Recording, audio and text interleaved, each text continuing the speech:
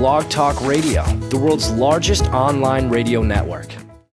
Well, I'm Bob Salvatore, R.A. Salvatore, and last month marked a big milestone for me because 25 years ago, last month, July of 1987, I got my first professional writing contract. I had been tasked with writing the second book in TSR's Forgotten Realms, now Wizards of the Coast, but then it was TSR. And so I started writing, and during that I created a character by the name of Drizzt, a dark elf who has caught on, and here I am a quarter century later, still writing about the guy. I've done many other books besides, including a couple of Star Wars books, and my World of Demon Wars, which I love dearly. 11 books in that world and counting. So it's been a heck of a ride. I think I've got about 53 books published now, and many more to come, I hope. Well, what started you down the path of fantasy writing? It was a funny thing because, I got to college and I wasn't much of a writer or a reader. When I was younger, I used to read and write all the time, but school kind of beat the interest out of me. And by the time I got to college, I was a math major. Oh, well, I was actually undeclared, but everything was math. I was going for math or computer science. And then we had for Christmas, my freshman year in college, this was 1977, my sister gave me a copy of Tolkien's work. 2 months later, we had this incredible snowstorm up here in New England, the blizzard of '78. So here I was, just turned 19 years old, and trapped in my mom's house for a week because there were no roads. You could not leave the house. And, I thought, oh, joy, what am I going to do? And I actually picked up those books and read them, and I went away from that house on this magical journey to Middle-earth with a hobbit named Bilbo. It was incredible. I read those books several times that week, and my love of reading and writing came back. So I went back to school, changed my major so that all of my electives would be literature courses or creative writing courses.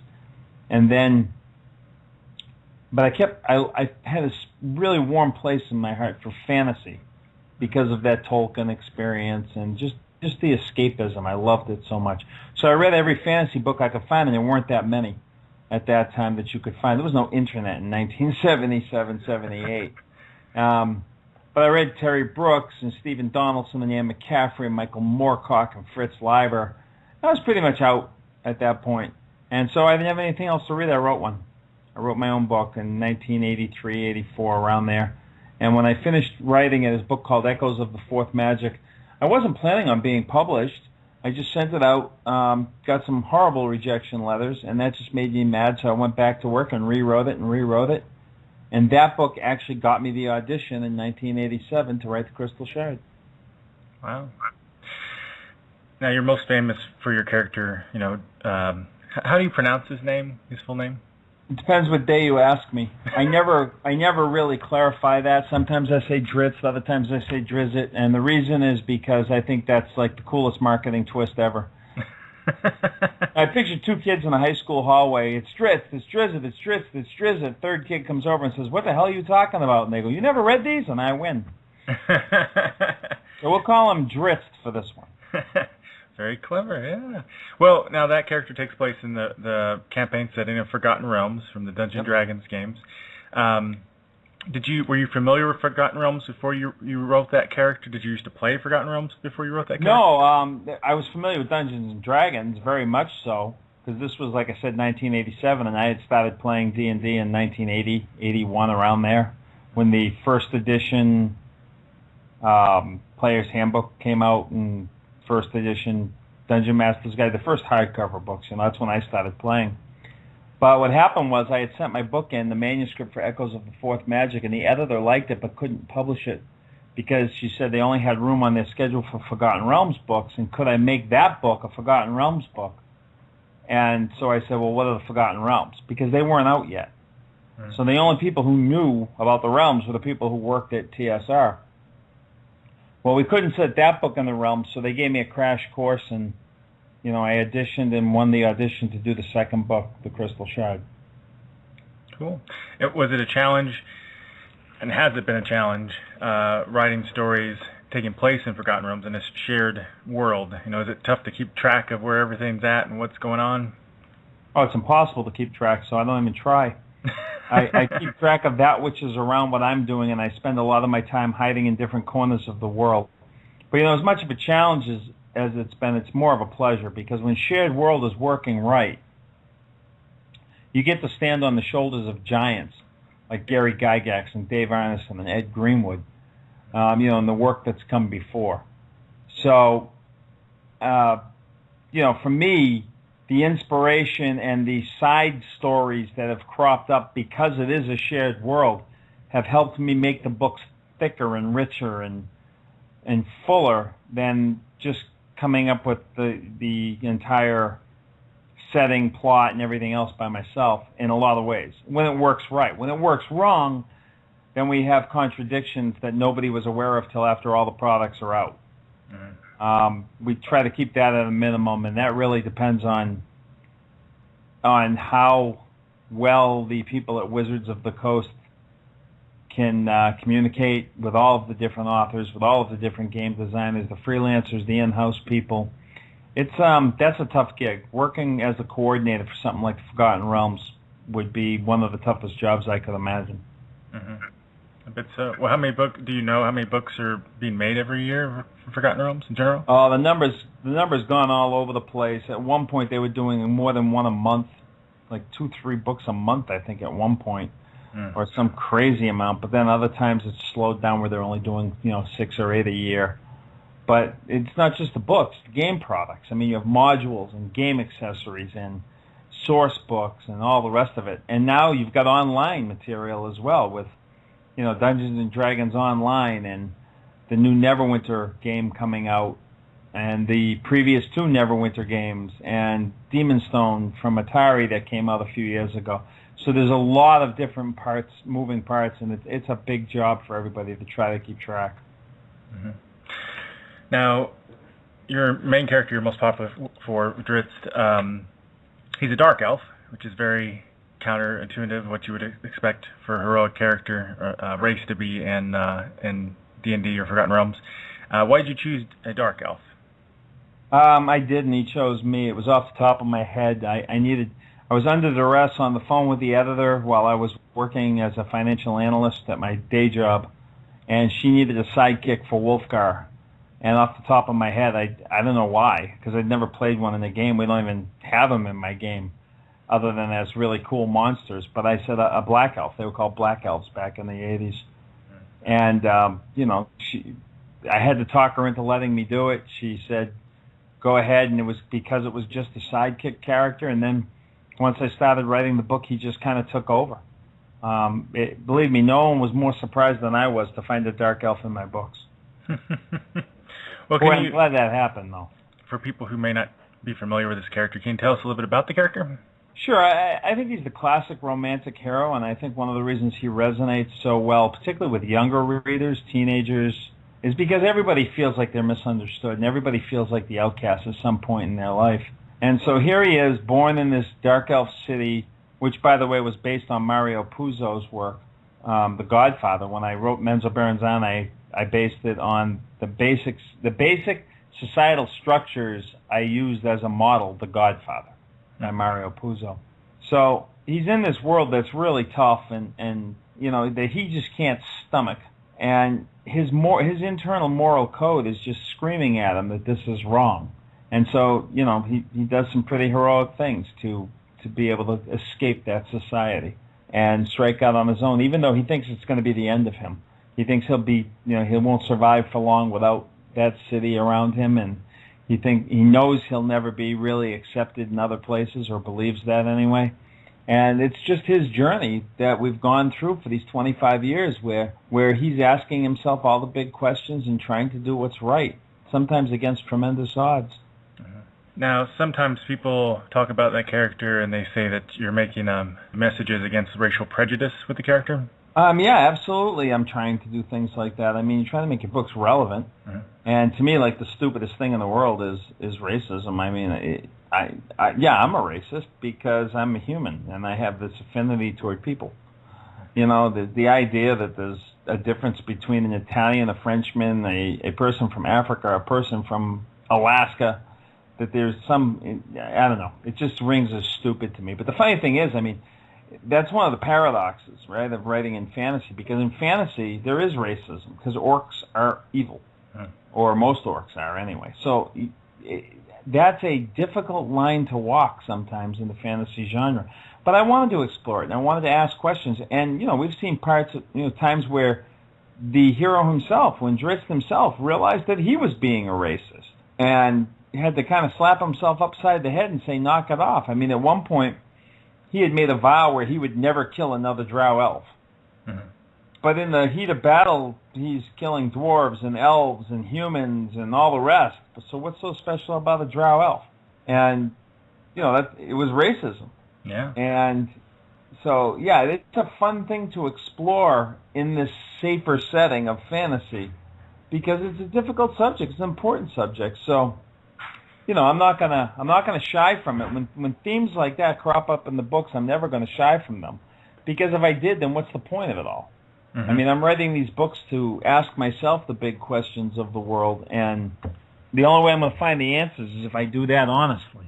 Yeah, and I mean, fantasy, especially role-playing game fantasy, I think unintentionally has been sort of racist till maybe the last 10 or 15 years or so, because you never could play. There's always the player races, and then there's the monster races, like the orcs, the dark elves, and only recently in role-playing games have you been able to play the other characters. And I don't even know, could you even play a dark elf back then in the game when you first created the character? I think the first time they mentioned it was when the Fiend Folio came out. They said, here's some ways, and I'm not sure if that predated or postdated the Crystal Shot. It was right around that time. But yeah, we never had any in our group. Now, the main book we're talking about, it's the third book in the Neverwinter saga. So what is Neverwinter, and what's the Neverwinter saga about? Neverwinter is a city and region on the Sword Coast of the Forgotten Realms. Mm-hmm. And it's been featured in 2 computer games with a third one coming. The saga is really the story I wanted to tell in the saga would have been the same story whether or not Neverwinter was involved. Because it's really the story of, I have this dark elf character, and for most of his life, he was surrounded by people who were a lot like him. People of similar moral codes and values, people who would take an arrow for him without thinking twice about it. And now all of a sudden, as we've gone through the transition of the last series, he's surrounded by people who would probably pull him in front of an arrow aimed for them. And so the whole core of this series has been, it's like your friend who finds and falls in with the wrong crowd. And then you got to ask, the question that you want answered when that happens is he going to be able to bring this person or these people up to his level, or are they going to drag him down to theirs? And that's what this whole series has been about, at its core, where I wanted to find that answer, and I didn't know the answer going in for this particular group of people. And the other part of the series is Neverwinter, the setting itself, where I was asked if I was going to be in that area, and since I was, would I be okay with kind of setting the stage for the next computer game that would be set in that area, which basically means blowing the place up. And of course I'm okay with that. That's the fun part of being a writer. Yeah. So I blew the place up. Now, Charon's Claw is the name of the third book, and I know it has something to do with a sword, or his sword. Can you explain that a little more? Yeah, one of the fun things about fantasy is having powerful weapons or artifacts. And Charon's Claw is an ancient Netherese sword. The Netherese are a race of beings who they take great pride in their magical artifacts and swords and weapons of all types.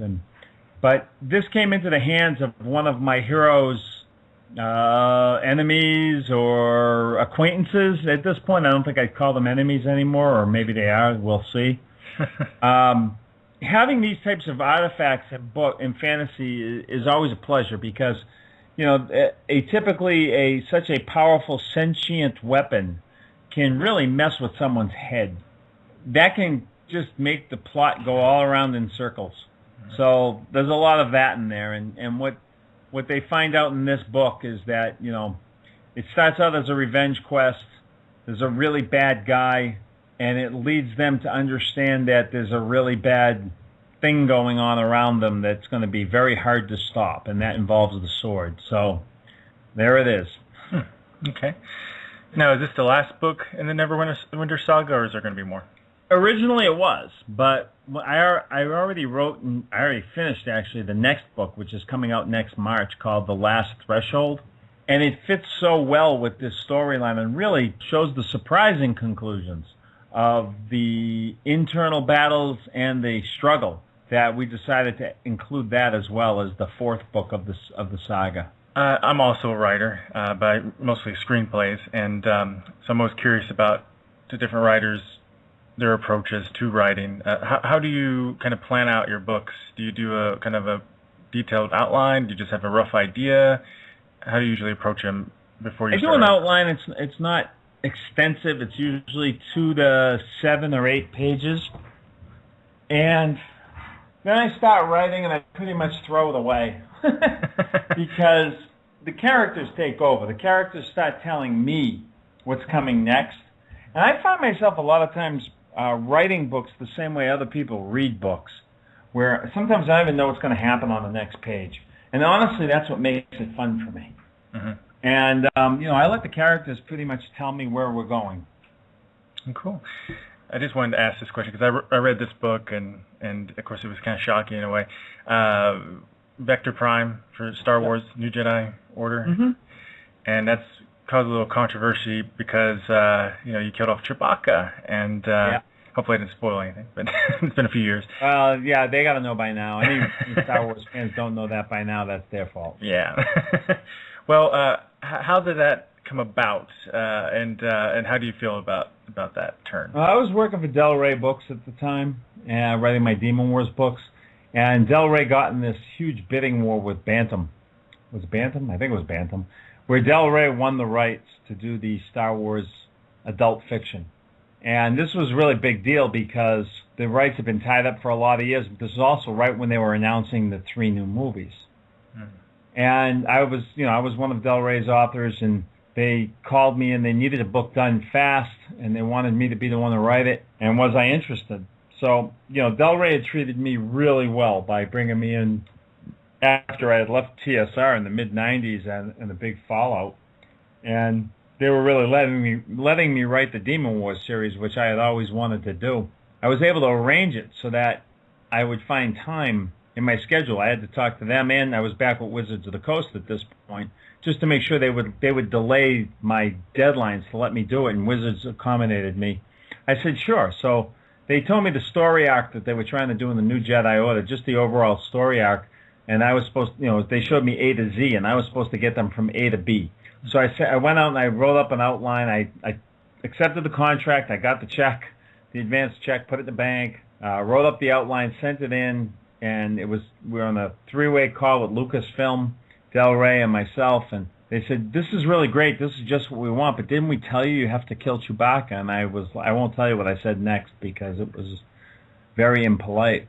But I argued, didn't want to do it, finally was convinced that they were doing it for the right reasons, and it really did come from on high. I mean, this had gotten the approval at the very highest level, if you can figure out who that is. And so I agreed, and I did it, and, the death threats ensued, and the really visceral hatred from some people. It was more than I could have imagined. And how do I feel about it? It's probably the one thing I've done as a writer that I regret. I don't know that they should have done it with that character. But, the Star Wars community is torn over it. Half the people love it, half the people hate it, or some percentage therein. But, when I look back at it, it's like I just don't know that they should have gone there. Mm-hmm. Yeah, it's tough to kill off one of those iconic characters like that. Let's talk about Demon Wars Saga a little bit, if you don't mind. Sure. How's that differ from Forgotten Realms and your other books? Well, the biggest difference is that it's my world. Mm-hmm. So if I want to blow something up, I'll blow it up. If I want to kill off characters, I can kill off characters in the realms too, as long as they're my characters. But in Demon Wars, I'm a little more bloodthirsty. Don't get too attached to anyone. But it's a different... The Demon Wars world is really centers around the Abelican Church and magic gemstones that they control. And the moral center of the world is the Church, and it's also the immoral center of the world, and that's the Demon Wars story in defining this world. Details a schism in the church, much like what the Catholic Church went through in our own world, except in our world it was about wealth. You had the Franciscans and the Benedictines, fighting over whether or not they should hoard the money and build these grand cathedrals, or whether they should live as peasants. And Demon Wars, same thing is going on, but with gemstones, where you have half the faction saying that the gemstones are the gifts of God. We're the Word of God, so we are the ones who should have all the gemstones. And these gemstones they're the source of almost all the magic in the world.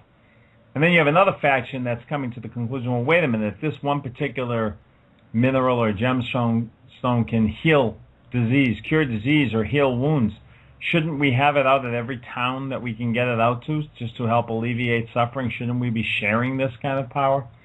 And that's really the backdrop for the world that is portrayed through an adventure story of 3 characters. And this 7-book series of Demon Wars was designed to create the world with that central conflict in mind. And then after I was done that, my goal was to go back there, which I have, and do more personal stories set in that world. So I went back and I wrote The Highwayman and the Saga of the First King. And The Highwayman just came out on graphic audio, by the way, and graphic audio is amazing. They call it a movie in your mind, and it really is. So if anyone's interested in that and you like audio books, I highly recommend it.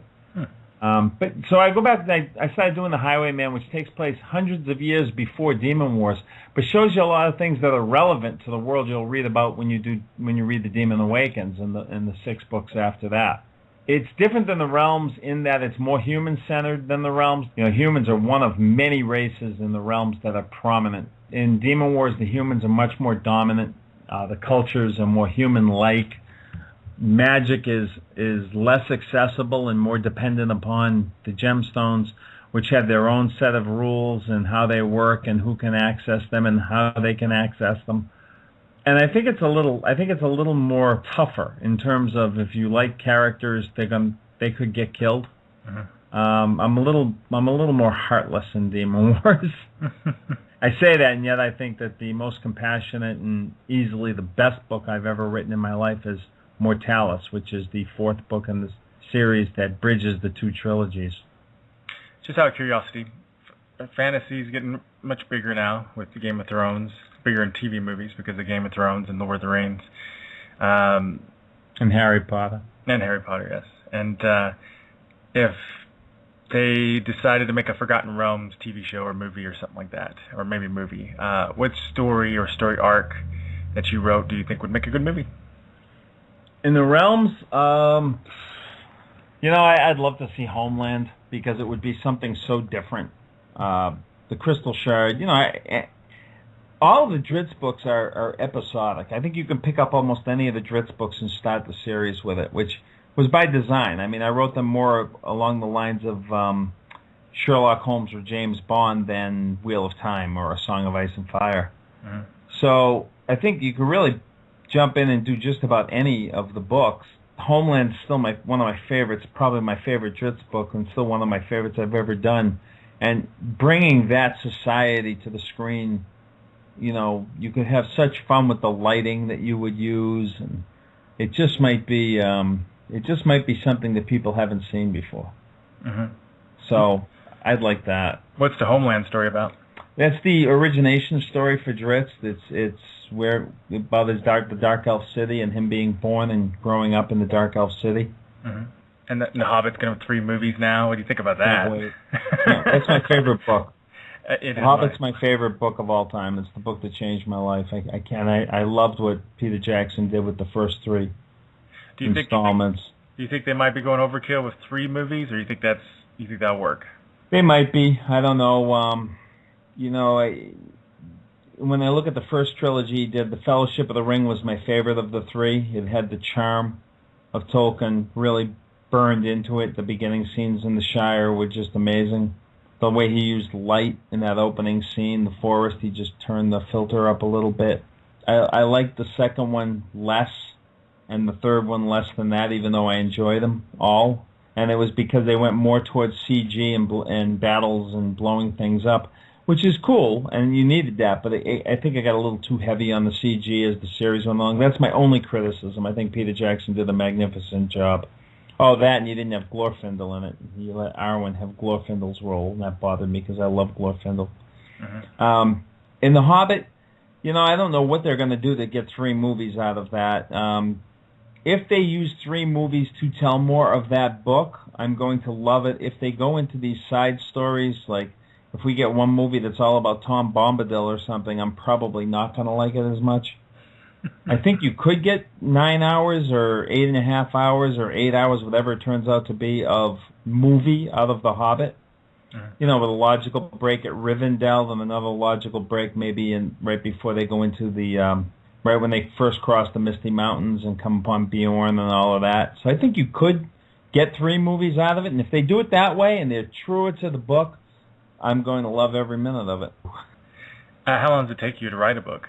Depends. I mean, the first Demon Wars book, I spent 6 months building the world before I ever started writing the book, and then I think it took me probably 8 months to write the book. So, that one alone was well over a year. But a Dark Elf book at this point where, I know the characters very well, I know who they are, I know their motivations, almost all of them, and I'm only going to introduce a few new ones in each book. I can do one of those in probably 4 to 6 months. Probably 6. Great. Is there anything else you'd like to add about your newest book or anything coming up? Yeah, the new book comes out August 7th, and again, the next one in the series will be in March. That's called The Last Threshold. And also in October, the 3 books that I wrote with my son Gino, The Stone of Tamora, is coming out in an omnibus, so you can get all 3 in one. And after that, we're rolling along. I'm already well into the next book, Beyond the Last Threshold. Oh, wow. So the road continues. Are you going to be at Gen Con this year? I will be at Gen Con and Dragon Con this year. Are you? I'm going to be at and Space City Con in Houston, and what's it called, HalCon, or I'll be in Halifax at a convention in October. Plus, I've got a book tour coming up and real soon, and so I'm going to be out on the West Coast, and be down in Texas, going to be back in Kentucky and Ohio, and ending up at Gen Con. Oh, great. I'll be at Gen Con, so I'll have to stop by and say hi. Sounds good. All right, well, it's been a pleasure speaking with you. Have a good day. Take care.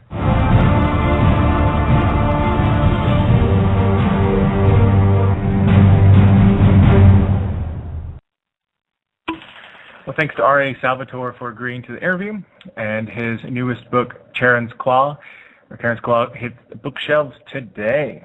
So that's it for our 8th episode of Genre-tainment. But before we go, we just wanted to let you know about our web series, Reality on Demand. You can find it at realityondemandseries.com. So that's it for today, folks, and join us next time on Tuesday at 4 p.m. Pacific, 6 p.m. Central.